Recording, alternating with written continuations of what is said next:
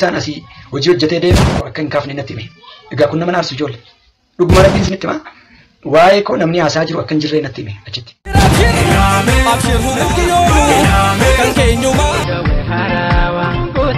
Jechaa ture jechuudha. Ijoolleen edhaa asii deemtee na dhoksaa jiru. Ani isaantu konnekshinii hin jiru.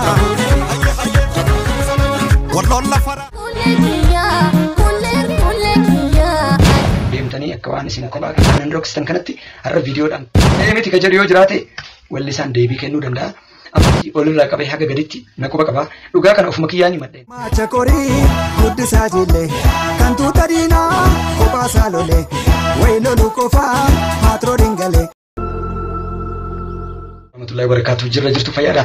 Ana wallisaa Jamaal Hussein kan qindeessaa muuziqaa Jamaal Hussein warra nam beekne fi jechuu kooti. Egaa har'a dhaamsa ajaa'ibaa tokkoon isinitti himuu karaa viidiyootiin dhufe. Sunis maal seetan?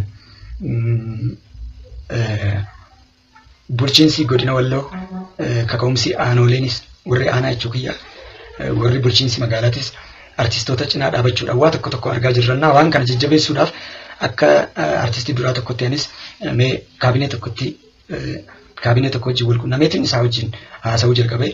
Egaa gaariidha dheedheenii wanti kun akkatti fufuu qabu nullee akka nu jajjabeessuu qaban dhaamsa kotti himnaan gaariidha naafuu isin garumaaf Walloorraa baddan wallistoonni biraa akkanatti hojjetanii ati baddee jirtaa naan jedhan.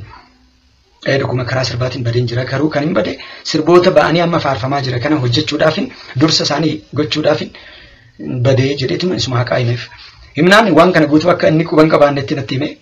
Egaan akka wallisaa ta'etti beeka waa'ee muuziqaadhaa informationii qabaachuu dhabuu danda'a. Eessatti qindaa'aa akkamitti qindaa'aa maaltu barbaachisa kan jedhuuf waa tokko osoo baandii kanaaf illee gargaarsa gootee raattee naan jedhe.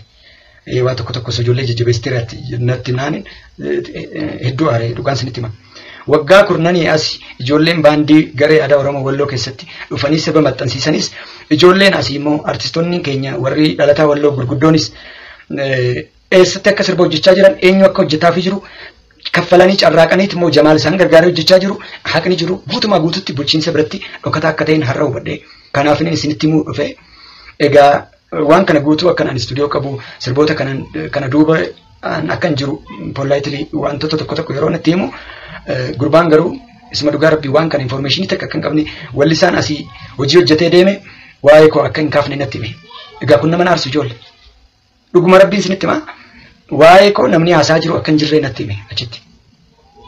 Waan kana ammas narraa fokkotaa narraa dubbachuun barbaachisu ture.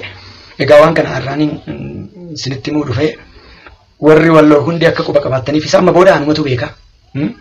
Of baasu nama biraa gargaaru nama gargaaruun hedduu na gammachiisa jiru kiyya keessatti kana jechuun anarraa bareeduu kabiraarraa dhaga'u wayyaa of durseen beeku wallisaas jiraniif maqaa dha'uun barbaachisu wallistootuma Walloo hunda isaanii dursa laaddeefin yoo miti jedhamee isaan maanuu baasanii haa dubbatanii.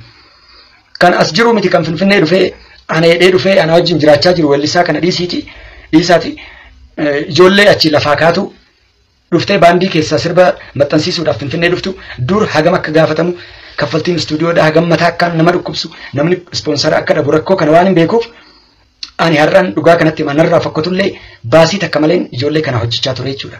Ijoolleen edhaa asii deemtee na dhoksaa jiru. Ani isaantu konnekshinii hin jire jedhee yeroo hedduu kan dubbadda. Mee sirba kee hojjedhu yeroo naan jedhan maal isin amma boodaan osoo sirba qindeesseetillee jedheen dubbadda. Isin naa jirtanii maal isin kan keessaniin hojjechaa jira. Isin bakka na buutanii jedheetan haasaa uummanni garuu kanatti hin jiru. Maali wallistoonni keenya? Keessaa ijoollee Walloon baanaa guutumaa guututti ijoollee Walloo ilaallata. Edaa isin waa'ee kanaa dubbachaa jirtanii. Ani akkana galateeffattaniif miti kan dura isin hojjedhes ni beektan takka keessan akka isin baatan.